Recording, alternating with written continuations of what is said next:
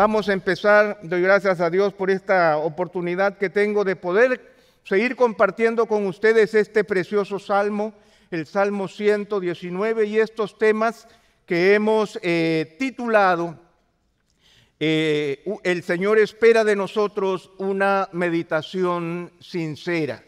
Y estábamos hablando, y la instrucción fundamental de esto que estamos viendo en el Salmo 119 es la forma en que debemos acercarnos a la palabra de Dios. Hablábamos de que es el Salmo 119 es el capítulo más largo de la Escritura, está dividida en 22 partes, cada parte de 8 versículos, y que empiezan básicamente con la primera letra del alfabeto hebreo.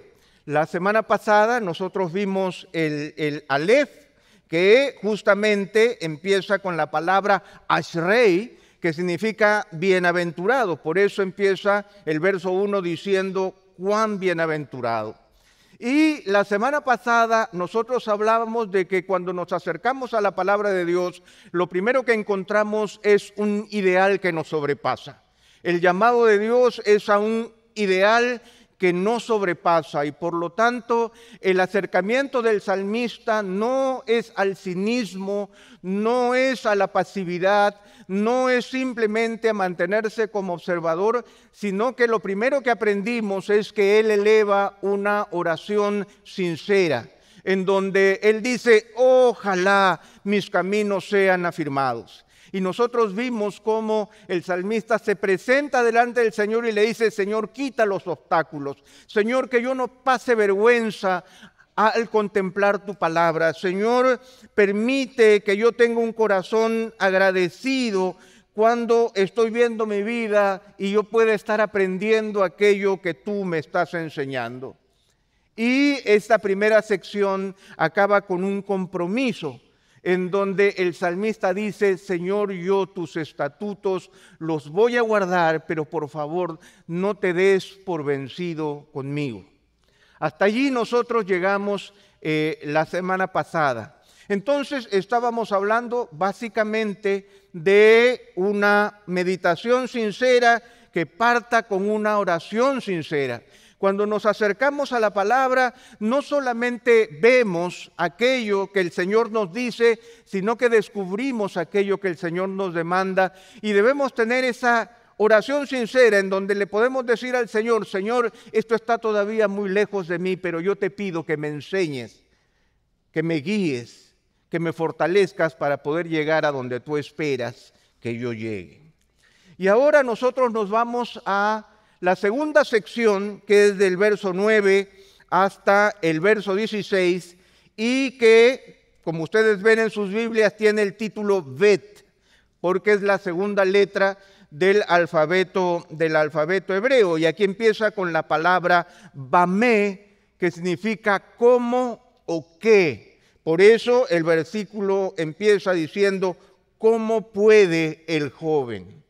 Así que vamos a dedicarnos ahora ya no solamente a ver que cuando yo me acerco a la palabra, tengo que acercarme con una oración sincera, pidiéndole al Señor que me enseñe para que yo pueda llegar a donde espera Él que yo llegue, sino que ahora en segundo lugar el salmista nos enseña que ahora nos corresponde no solamente elevar una oración sincera, sino que ahora nos corresponde también poder tener una actitud sincera delante de Dios. Vamos a leer el pasaje y luego vamos a dividirlo y vamos a compartirlo de tal manera que podamos extraer las enseñanzas para nuestras vidas. Dice así el Salmo 119 a partir del verso 9. ¿Cómo puede el joven guardar puro su camino? Guardando tu palabra. Con todo mi corazón te he buscado, no dejes que me desvíe de tus mandamientos. En mi corazón he atesorado tu palabra para no pecar contra ti. Bendito tú, oh Señor, enséñame tus estatutos. He contado con mis labios de todas las ordenanzas de tu boca. Me he gozado en el camino de tus testimonios más que en todas las riquezas. Meditaré en tus preceptos y consideraré tus caminos. Me deleitaré en tus estatutos y no olvidaré tu palabra. Oremos al Señor. Padre Santo, en esta mañana una vez más te pedimos que te reveles ante nosotros a través de la guía del Espíritu Santo. Señor, necesitamos de ti para poder, Señor, comprender tu revelación. Señor, te ruego que en medio de mis debilidades tu poder se perfeccione y todo lo que digamos o hagamos sea para tu gloria y honra. Te lo pedimos en el nombre de Jesús. Amén.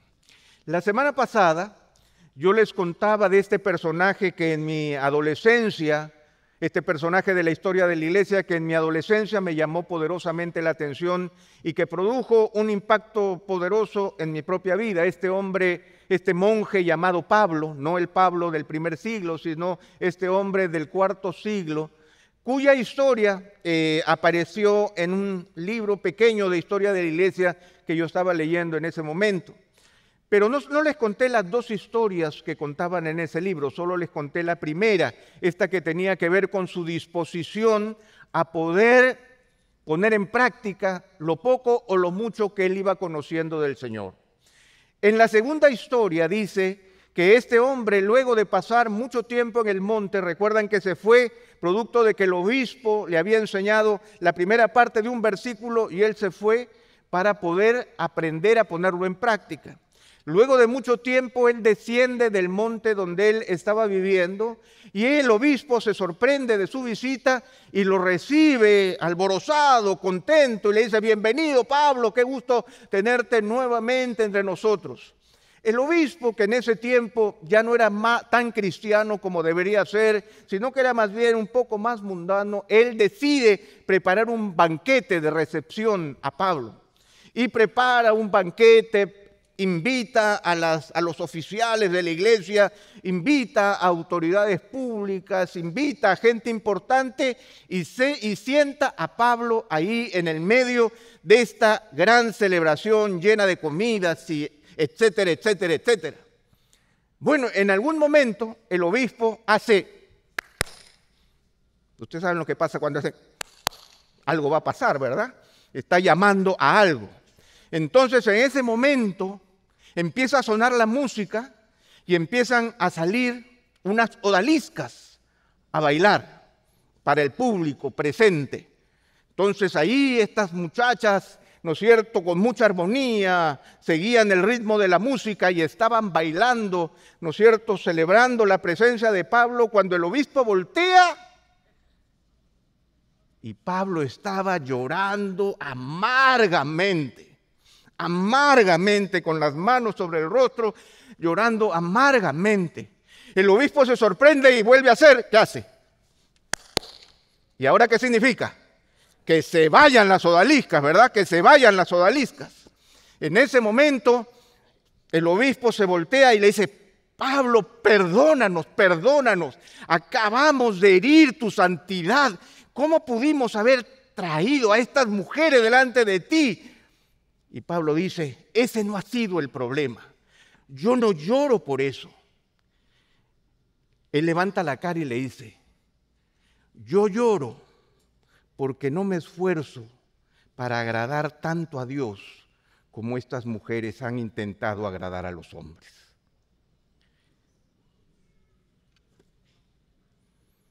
Yo no me esfuerzo tanto para agradar a Dios como estas mujeres se esfuerzan para agradar a los hombres. Y yo creo que en esta segunda parte del Salmo 119, ya no solamente nos encontramos con nuestra indefensión delante de Dios y con nuestra súplica de que el Señor haga algo por nosotros porque estamos muy lejos de alcanzar el estándar divino, sino que ahora el salmista nos va a proveer algo que sí debe estar en nosotros, que sí debe haber algún tipo de esfuerzo, que sí debe existir parte de nuestra responsabilidad delante de Dios al acercarnos delante de su palabra. Y lo primero en lo que él reflexiona es con respecto a nuestra actitud, con respecto a Dios y a su palabra. Así que empezamos. Ustedes recuerdan que la semana pasada nosotros dividimos la primera parte en donde había un ideal, había un mandato, había una oración, había un compromiso y había un anhelo. Ahora nuevamente nos encontramos con un ideal. En el verso 9, el salmista dice: ¿cómo puede el joven guardar puro su camino? Guardando tu palabra. Y es interesante que ahora ya no parte del hecho de la felicidad consumada de alguien que, como en el verso 1 decía, cuán bienaventurados son los de camino perfecto, los que ya andan en la ley del Señor. Aquí, en este segundo ideal ya no parte de este grado inmenso de felicidad de aquel que anda de manera perfecta delante de Dios, sino que la pregunta sigue siendo un ideal, pero ahora se convierte en un ideal sincero. Y él dice: ¿cómo puede el joven guardar puro su camino? En mi mente yo tengo la Reina Valera del 60. ¿Con qué limpiará el joven su camino? La pregunta que él hace ya no parte de la extrema santidad de aquel que es feliz guardando la palabra, sino que empieza en nuestra realidad. Nuestra realidad va de la suciedad a la limpieza, va del pecado hacia la santidad, va del error, la falla, a la búsqueda de la obediencia al Señor. Siempre nuestro punto de partida es la muerte, porque de allí es donde nos saca el Señor. Y él empieza con este ideal: ¿cómo puede el joven guardar puro su camino? Una pregunta sincera. Ahora, cuando reflexionaba en el texto, la primera pregunta que me hice es: ¿por qué dice joven? ¿Por qué no dice el hombre? O el hombre y la mujer. ¿Por qué empieza con la idea de un joven que guarde puro su camino? Bueno, déjenme decirles que en la Escritura la palabra joven no es en realidad un término positivo en toda su magnitud. El joven, de acuerdo a la Escritura, es simple, y la simpleza lleva a la necedad. Un joven es alguien que ya ha crecido, no es un adolescente, no es un niño, es alguien capaz de emprender su vida, pero que no tiene todavía en las manos todas las herramientas para salir adelante. Le falta experiencia, le falta conocimiento, les faltan los grados académicos, les falta algunos golpes de la vida, todavía tiene mucho que aprender. Esa es la idea del joven en la Escritura. Alguien que es instruible, alguien que requiere todavía aprender, alguien que todavía mantiene la necedad a flor de piel, por decirlo de alguna manera. Entonces, la primera pregunta es: ¿cómo puede el joven guardar puro su camino? Hay una sola respuesta. ¿Cuál es esa respuesta? Guardando su palabra. Fácil, ¿verdad? Pero no es tan fácil como parece. Porque todos sabemos eso, ¿verdad? ¿Cómo podemos guardar nuestra vida limpia delante de Dios? Obedeciendo la palabra. ¡Wow, Pepe! ¡Fantástico! Nos vamos entonces. Cerremos nuestras Biblias, cantemos. Luis no está todavía. Lo cierto es que este es también otro ideal, hermanos. Es un ideal porque es algo que todos sabemos. Es algo que sabemos que es una realidad. Que para guardar limpio nuestro camino o puro nuestro camino, sabiendo de dónde venimos, lo que necesitamos es guardar la palabra. Volvemos a tener un ideal al que necesitamos encontrar la escalera para poder subir a ese ideal. Entonces, el salmista vuelve a ser sincero. Él no se queda simplemente con esa respuesta de, sí, pues, debemos guardar la palabra. Ese joven, para que limpie su camino, tiene que ser obediente. Debe ser obediente. Francisco, tienes que ser obediente. Amén. Muy bien. Nos podríamos quedar allí, Pero la meditación sincera nos debe llevar a cuestionar nuestra propia alma, a preguntarnos dónde estamos a la luz de este ideal tan sencillo. Porque es un ideal sumamente sencillo, pero ¿dónde estamos nosotros? Y allí empieza esta oración que el salmista hace, que está del verso 10 al verso 12. Nuevamente, hermanos, nosotros aprendemos en la Escritura que la meditación de la palabra nos lleva a la oración, nos lleva a confesarnos delante de Dios, nos lleva a reconocer dónde estamos con respecto a lo que el Señor nos ha hablado en su palabra. Y Él empieza, en primer lugar, con una oración que tiene que ver con su vida pública. El salmista, de manera sincera, ora delante del Señor y pone delante de Dios su vida pública.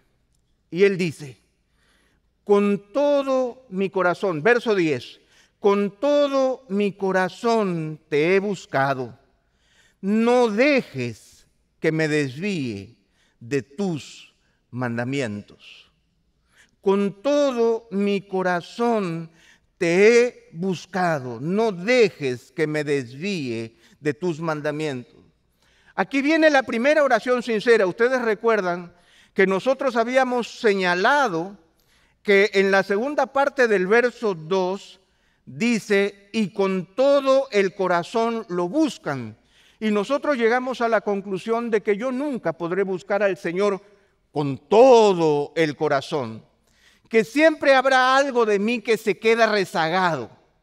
Sin embargo, ahora el salmista dice, con todo mi corazón te he buscado. ¿Es el mismo con todo el corazón del verso 2? Definitivamente no. Lo que el salmista está diciendo es, Señor, yo me he esforzado de verdad por encontrarte.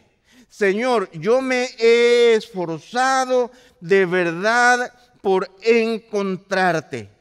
Ahora, ese ideal de buscar, decíamos que es una oración pública, porque en realidad esta búsqueda y este sentido de búsqueda tiene que ver con algo que es muy interesante con esta palabra. Porque con todo mi corazón te he recorrido, te he frecuentado, te he preguntado, he indagado, he inquirido, he cuestionado, te he requerido. Señor, con todo mi esfuerzo, yo he tratado de encontrar respuestas para mi vida en ti.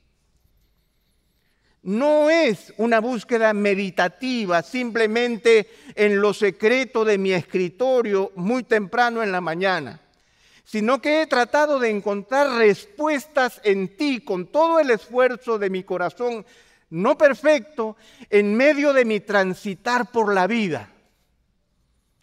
Porque aquí el salmista está mostrando la dificultad entre el ideal del verso 9 y la realidad de la vida. El verso 9 dice, ¿con qué limpiará el joven su camino? ¿Con qué? Con guardar tu palabra. Pero cuando el salmista se pone en oración, le dice, Señor, yo te he buscado con todo mi esfuerzo, te he requerido, te he cuestionado, te he preguntado. Y esa es la actitud correcta que el Señor está esperando de nosotros.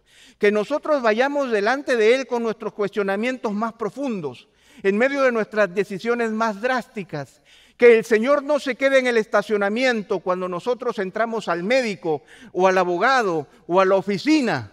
No dejemos al Señor en el auto, sino que en medio de los momentos más dramáticos de nuestra vida nosotros podamos preguntarle al Señor qué es lo que tienes que decirme con respecto a esto.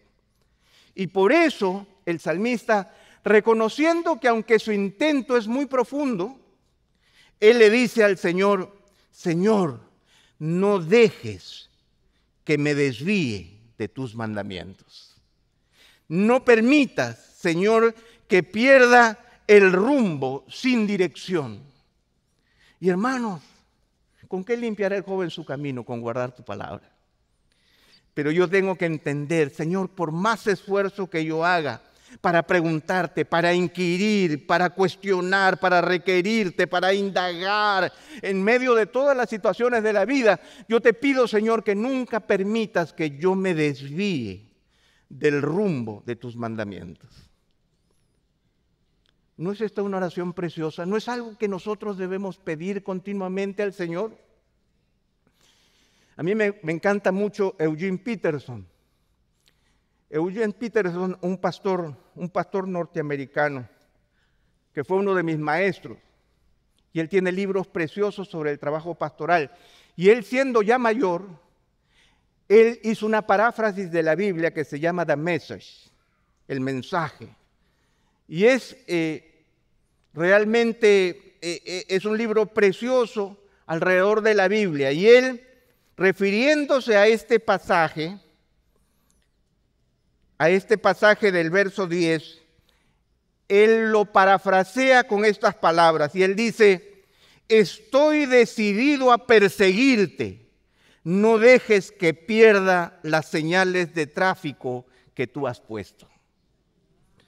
¿Se dan cuenta qué bonito? Señor, yo estoy detrás tuyo, estoy tratando de seguir el rumbo que tú has dejado. Pero, Señor, que no me pierda las señales de tránsito. No vaya a ser que en un momento yo voltee a la derecha cuando tú estás siguiendo de frente. Y esa es la intención de este pasaje, que en nuestra oración pública, en nuestra búsqueda por guardar los mandamientos, hacer puro nuestro camino, en medio de nuestros cuestionamientos, nosotros le digamos al Señor: no permitas que yo me desvíe, que pierda el rumbo de tus mandamientos. Que nosotros podamos acotar nuestra vida a los mandamientos de Dios. En segundo lugar, en el verso 11 dice: en mi corazón he atesorado tu palabra para no pecar contra ti. Bendito tú, oh Señor, enséñame tus estatutos. Y aquí hay algo precioso que viene entonces ya no con esa intención pública en la que yo voy por la vida, ¿no es cierto?, en medio de los dilemas existenciales que cada día yo tengo con respecto a 1000 decisiones que tengo que tomar, algunas sumamente importantes, algunas triviales, pero todas marcan el rumbo de mi existencia, que en medio de mi caminar y las decisiones que tome, Señor, por favor, que yo te busque con todo mi corazón, que me esfuerce en buscarte, pero no dejes que me desvíe de tus mandamientos, que yo camine en obediencia a ti en medio de las decisiones que tomo. La siguiente oración es una oración personal, privada. Él dice: en mi corazón he atesorado tu palabra. No solamente la he escondido, sino la he atesorado. La Reina Valera del 60 dice: en mi corazón he escondido tus dichos para no pecar contra ti. Aquí dice: en mi corazón he atesorado. ¿Por qué atesorado? Porque no solamente se trata de guardar algo que ya no es de uso, sino que cuando yo atesoro, ¿qué guardo? Algo que es valioso, algo que es significativo, algo que realmente vale la pena. En mi corazón he atesorado tu palabra, Señor, porque hay un propósito fundamental en mi vida, que no tiene que ver con el éxito, que no tiene que ver que en medio de las preguntas que yo me hago por la vida, Señor, y que te pregunto a ti y te digo: Señor, no dejes que me desvíe de tus mandamientos, no es simplemente para que me vaya bien, sino porque yo no quiero pecar contra ti, porque yo quiero mantener una relación saludable contigo, porque la primera sonrisa que yo quiero obtener es la sonrisa de tu agrado para con mi actuar. En mi corazón he escondido tu palabra, en mi corazón la he atesorado. He valorado aquellas cosas que tú has dicho para no pecar contra ti. Y por eso es que del corazón del salmista sale un canto de alabanza que dice: bendito tú, oh Señor. Y esa es la realidad de un corazón que atesora la palabra de Dios, porque el deseo de nuestra alma no es simplemente la prosperidad, no es simplemente la tranquilidad, no es simplemente el éxito, no es simplemente que me vaya bien, no es simplemente que mis relaciones sean saludables, no es simplemente que goce de salud. El deseo de mi corazón es que yo no me desvíe del Señor, que yo no peque contra Él. Por eso de mi corazón surge una profunda expresión de adoración. Pero Él no termina allí.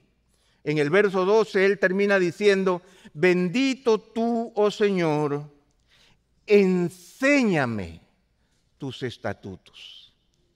Enséñame tus estatutos.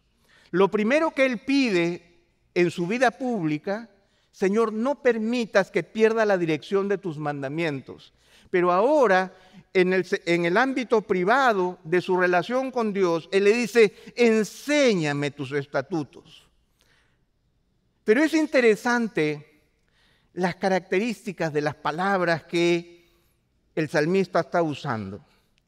Porque, ¿saben? La palabra enseñar es una palabra sumamente interesante en el hebreo. Porque la primera traducción de literal de enseñar tiene que ver con aguijonear. O sea, enséñame es aguijonéame, provócame, estimúlame. Cuando el Señor me enseña, lo que Él hace es, en primer lugar, despertarme. El Señor me estimula con su palabra. El Señor lo que provoca es un movimiento en mí que no es meramente intelectual, sino que es la búsqueda de sabiduría. El hecho de que yo pueda aplicar aquello que el Señor me ha instruido para aplicarlo en mi propia vida. Es como aguijonear al buey para que avance derecho. Es que yo salga de la inacción, que no salga de la inactividad, que despierte a la realidad del Dios que me está llamando a hacer algo. No basta simplemente que Dios se pare en la pizarra y diga, lo que tienes que hacer es esto, sino que Él sale a la antigua, como maestro a la antigua, Inés, con la regla en la mano, y diciéndonos, hacia allá tenemos que ir.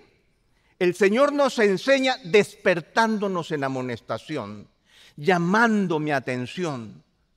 Ese cuestionamiento que yo le hacía en público, ahora se convierte en un cuestionamiento de parte de Dios, pero en privado. Dios me enseña. Yo le digo, Señor, por favor, aguijonéame todo lo que tú quieras, porque yo necesito ser despertado para no pecar contra ti. Yo necesito reaccionar a tus mandamientos. Necesito ser estimulado en obediencia. Porque ustedes, recordemos el ideal. En RB 60, ¿con qué limpiará el joven su camino? Con guardar tu palabra. Pero es difícil. Y tengo que ser sincero. Que en medio de las decisiones con las que busco a Dios con todo mi corazón, tiendo a desviarme, tiendo a tomar de aquí, de allá, del mandamiento de Dios, o simplemente lo bloqueo y me cierro y me voy por otro lado. Y aunque he atesorado su palabra y decido adorarle porque no quiero pecar contra Él, yo le pido al Señor, estimúlame, aguijonéame, provócame, encamíname a la obediencia.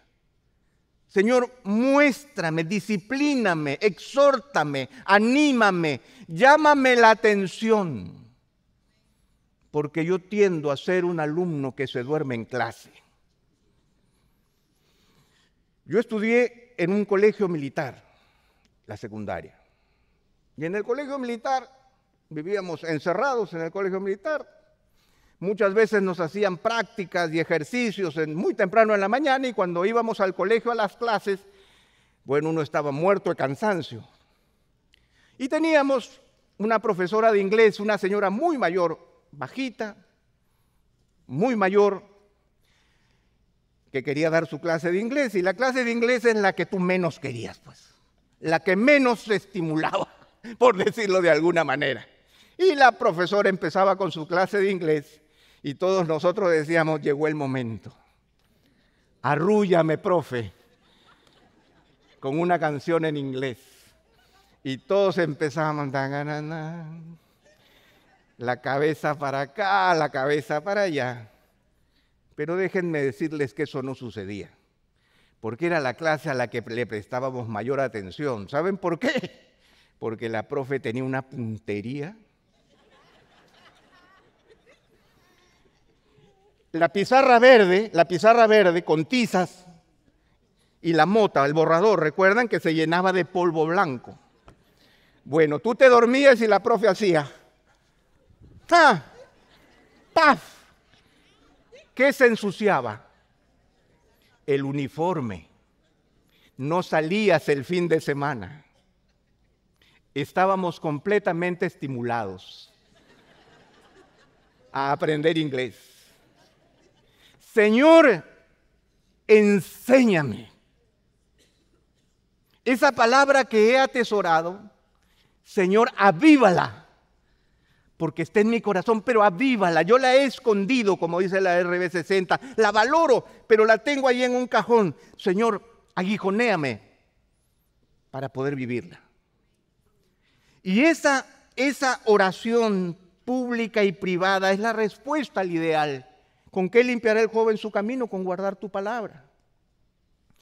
Pero ahora no se queda allí el salmista, sino que él va a demostrarle al Señor la actitud que él tiene delante de Dios.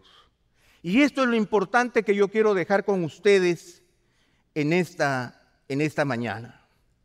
Hermanos, cada vez que vamos a la palabra de Dios, lo primero que tenemos que hacer es confrontar la palabra de Dios con nuestra realidad. Pero luego tenemos que hacer un compromiso, y este es el compromiso que el salmista reconoce delante de Dios. Lo primero es que él señala que hay una condición fundamental. Él dice en el verso 13, he contado con mis labios de todas las ordenanzas de tu boca. He contado con mis labios de todas las ordenanzas de tu boca. ¿Qué es lo que estas palabras poéticas significan? Lo que el salmista está diciendo es, Señor, en mi vida personal, todas las palabras que han salido de tu boca han pasado por mi boca. ¿Qué quiere decir en términos modernos? Señor, todo lo que tú has dejado revelado ha pasado por mis ojos. Esa es una primera condición fundamental para nuestra vida, hermano, para nuestra vida espiritual. Ya hemos repetido hasta la saciedad que nuestra espiritualidad es auditiva, que el Dios invisible solo ha dado a conocer algo de Él en medio de su invisibilidad. ¿Qué es lo que Dios ha dado a conocer de Él? Su voz, su palabra. Él ha hecho audible su corazón, de tal manera que Dios se da a conocer a través de su palabra. Y la primera actitud fundamental que el salmista reconoce es decirle, Señor, todo lo que ha salido de tu boca, yo lo he repetido con mi boca. En nuestro tiempo no tenemos una tradición oral, pero queremos recuperar una tradición escrita. Queremos nuevamente que el pueblo de Dios sea un pueblo entendido y conocedor del mensaje completo del Señor. No nos podemos esconder detrás de una falsa humildad, diciendo que, oh no, esto es muy grande para mí, esto es demasiado para mí. Muy cerca de ti está la palabra en tu boca y en tu corazón para que la cumplas. El salmista reconoce, he contado con mis labios de todas las ordenanzas de tu boca. Tenemos que hacer un compromiso delante del Señor, hermanos, en este año escolar que empieza, en que nosotros también hagamos ese pacto con Dios. Señor, yo quiero que todas las palabras que salieron de tu boca pasen por mis oídos. Que todas las palabras, Señor, que salieron de tu boca puedan ser repetidas con mi boca. Que todas las palabras que salieron de tu boca y que tú has preservado con tanto cuidado y paciencia, Señor, puedan ser pasadas por mis ojos. Esa es una primera responsabilidad, esa es una primera actitud correcta que el salmista nos está enseñando. Y luego él continúa y él dice en el verso 14, me he gozado en el camino de tus testimonios, más que en todas las riquezas. Me he gozado en el camino de tus testimonios, más que en todas las riquezas. Y nuevamente aquí nos encontramos nuevamente con una expresión poética. Me he gozado en el camino de tus testimonios. Aquí hay una situación de disfrute.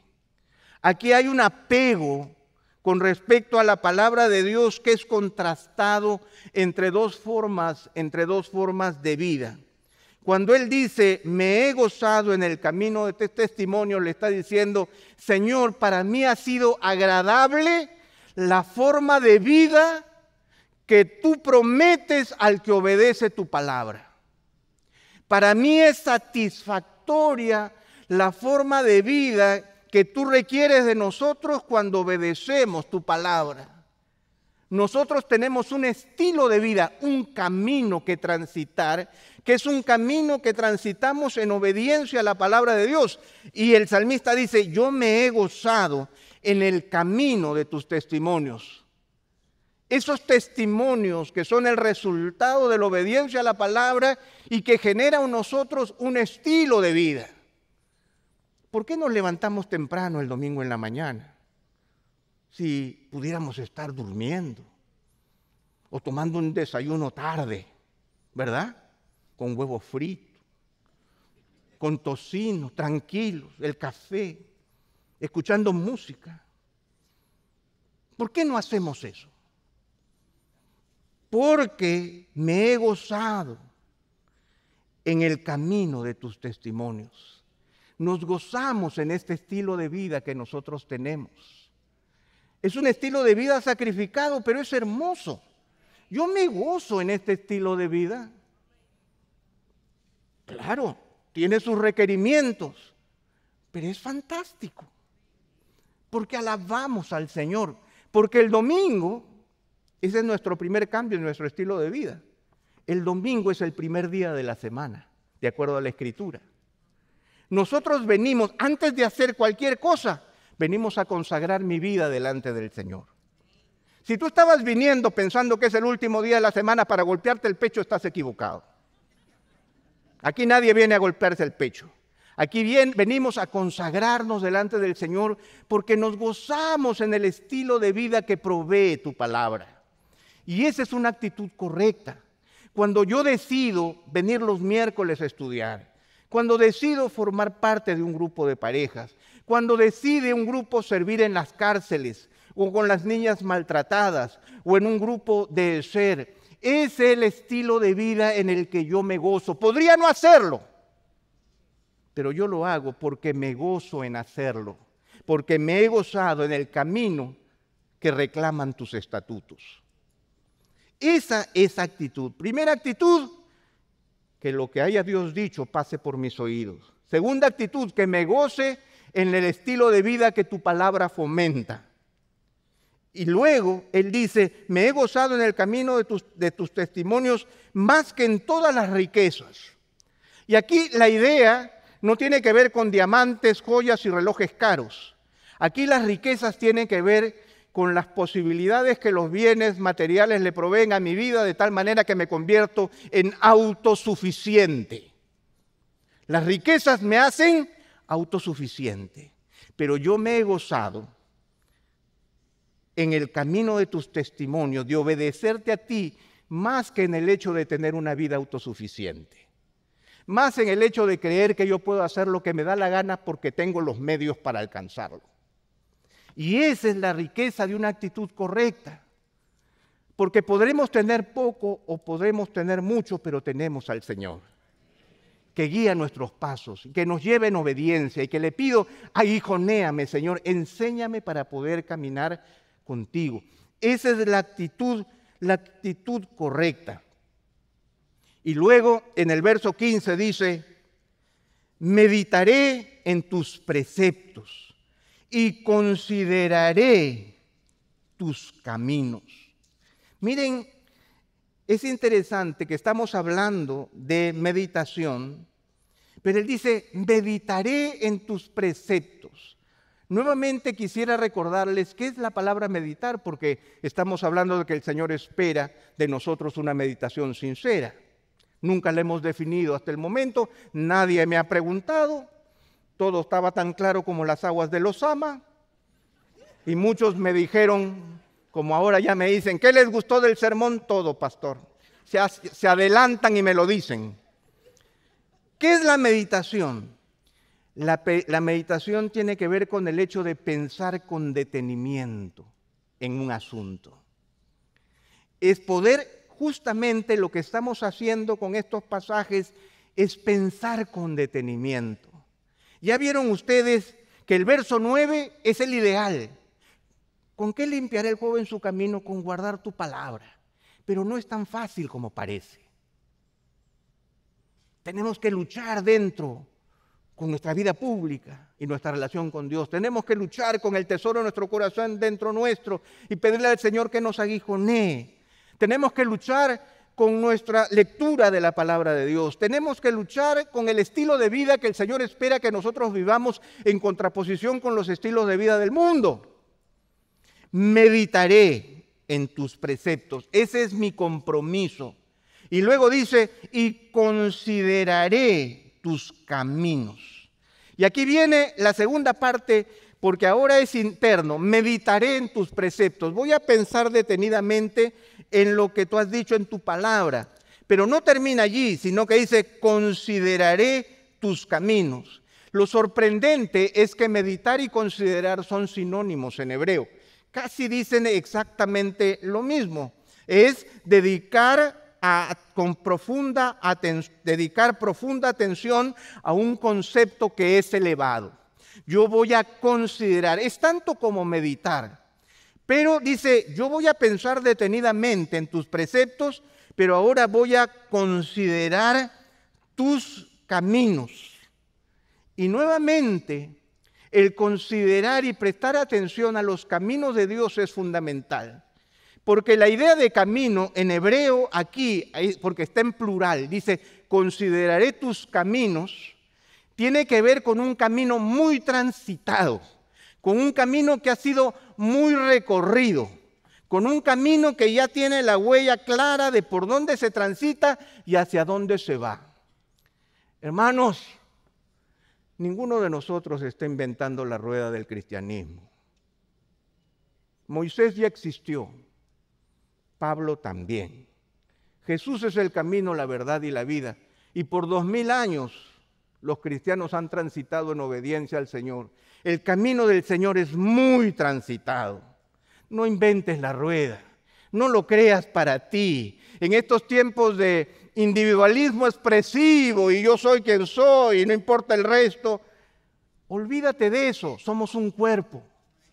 Hay un camino muy transitado por el cual nosotros también debemos transitar. Está el testimonio de nuestros hermanos mayores, está el testimonio de los santos de Dios, está el testimonio del pueblo de Dios de la antigüedad. El Señor ha dejado un camino muy transitado como para que quieras inventar el tuyo.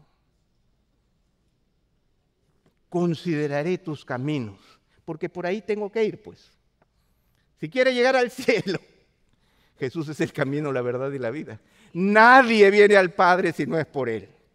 No es que Buda, no hay nadie más.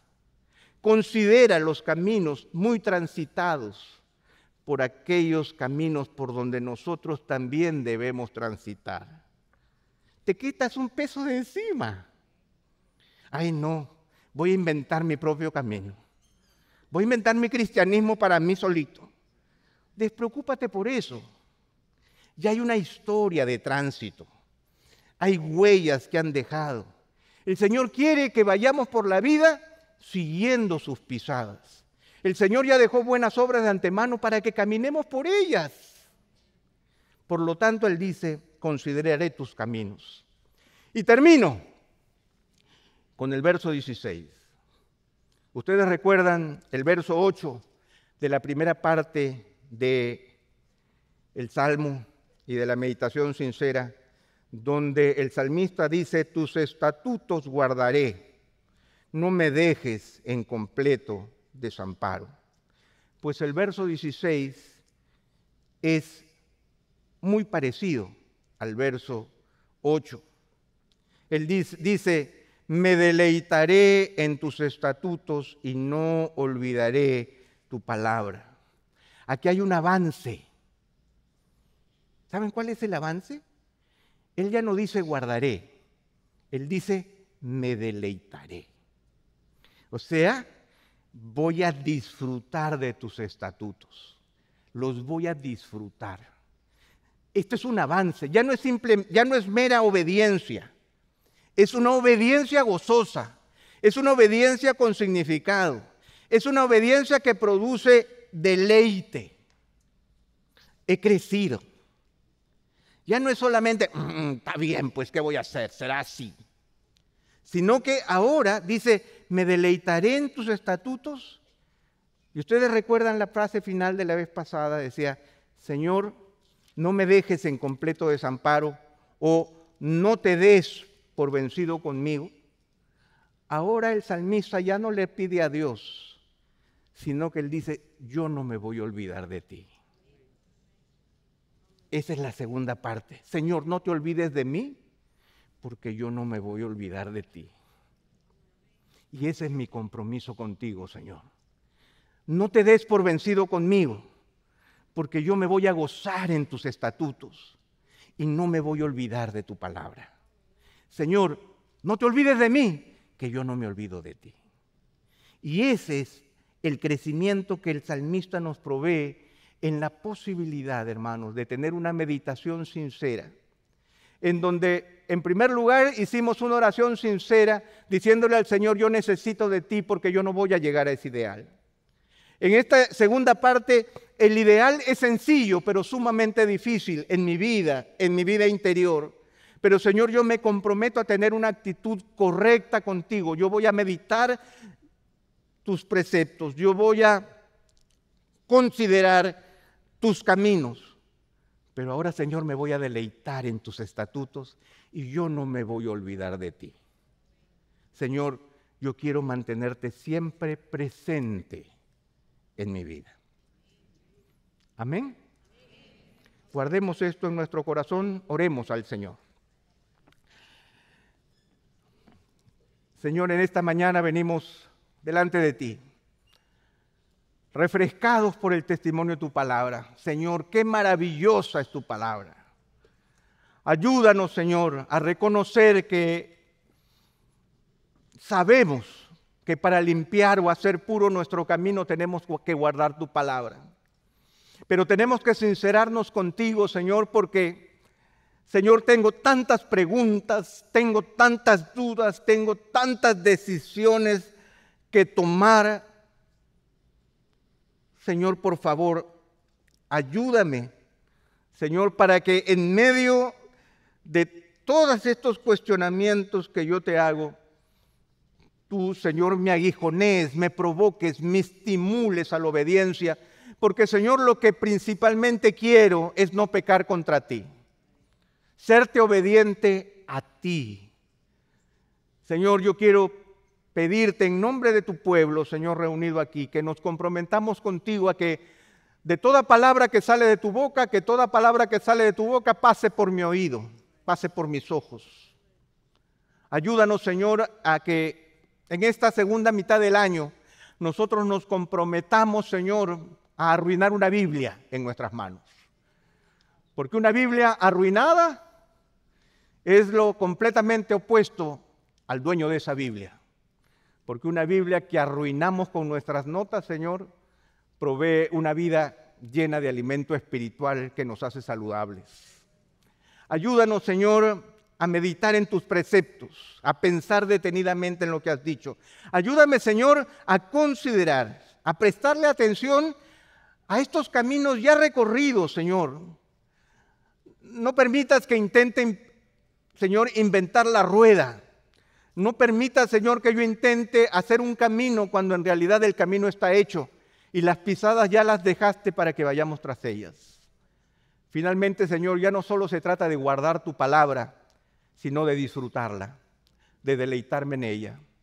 Y aunque nuevamente te pedimos, Señor, que no te des por vencido conmigo, ahora también te decimos, Señor, que nos comprometemos a no olvidarnos de ti. Guarda nuestro corazón, Señor, por favor. Guarda nuestras vidas, te lo pedimos en el nombre de Jesús. Amén. Gracias por acceder a este recurso. Espero que haya sido de gran bendición para tu vida. Te sugiero que te suscribas a este canal de forma que tú puedas recibir notificación la próxima vez que hayamos subido un nuevo recurso que pueda servirte de instrucción y bendición.